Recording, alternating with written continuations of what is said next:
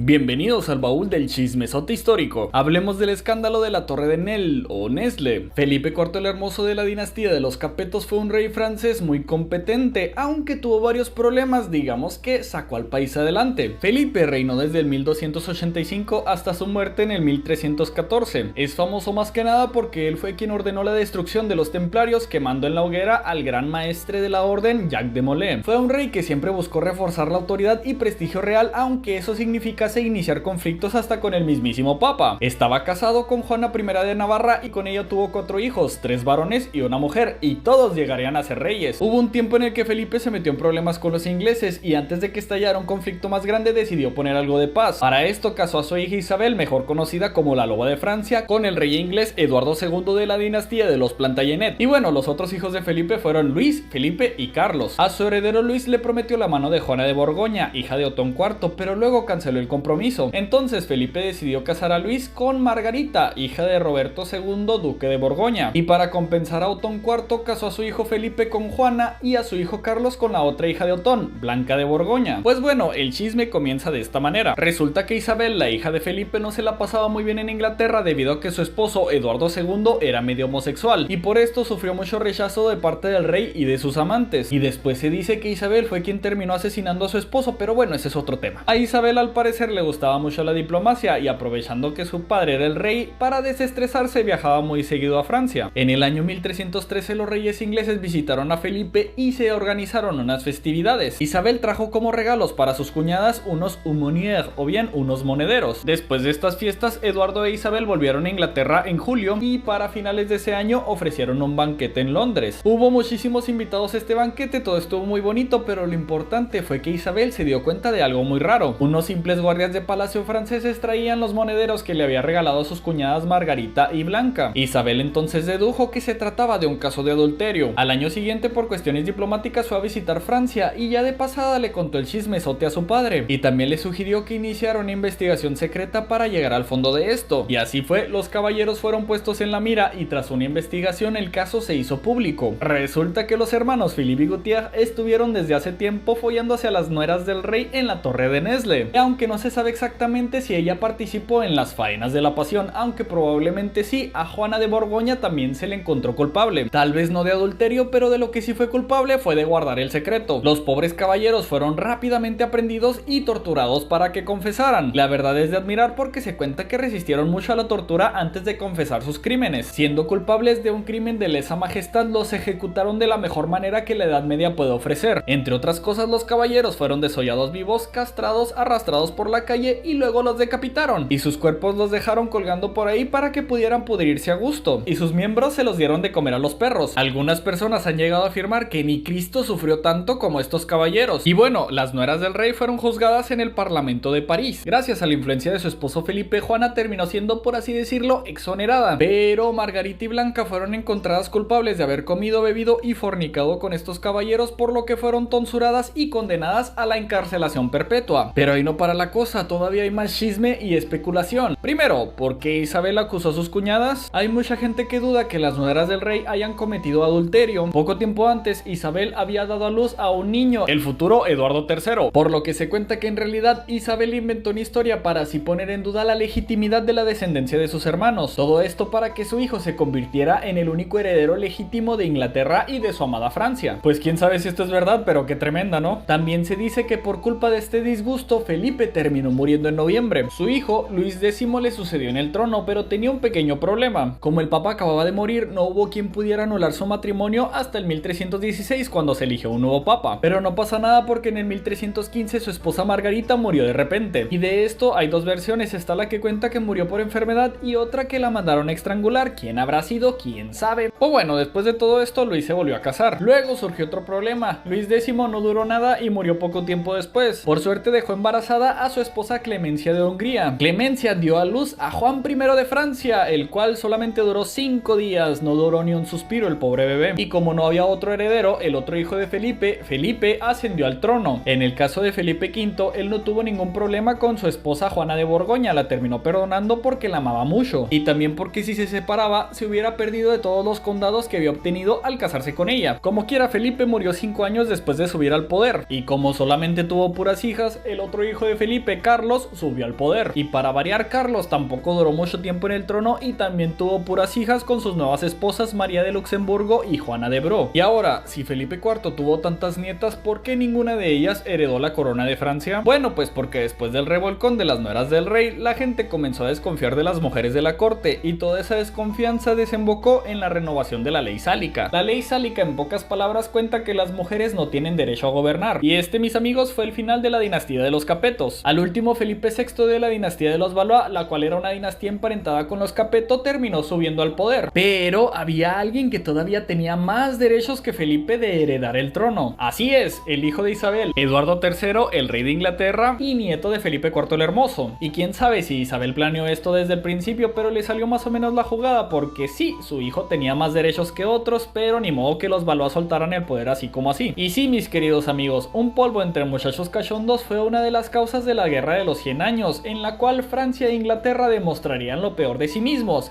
Pero esa es historia para otro día. Espero que les haya gustado esta historia y nos vemos en el próximo video. Y hasta aquí el baúl de los muchachos cachondos.